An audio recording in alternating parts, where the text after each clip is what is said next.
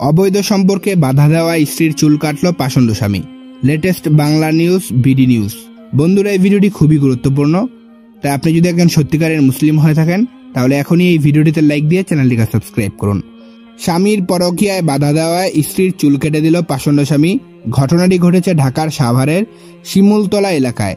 ভুক্তভোগী ওই নারী জানান, বিয়ের কয়েক মাস পর থেকে তার স্বামী খোকন অবৈধ সম্পর্কে জড়িয়ে পড়েন। স্ত্রী বিষয়টি জানতে পারায় প্রায় স্বামী স্ত্রীর মধ্যে ঝগড়া হতো। এছাড়া স্বামীর পরকীয়ার বিষয় নিয়ে কথা বললেই স্ত্রীকে মারধর করত। ভুক্তভোগী ওই নারী নির্যাতন সহ্য করতে না পেরে 2 সন্তানকে নিয়ে শিমুলতলা এলাকার একটি ভাড়া বাসায় ওঠেন।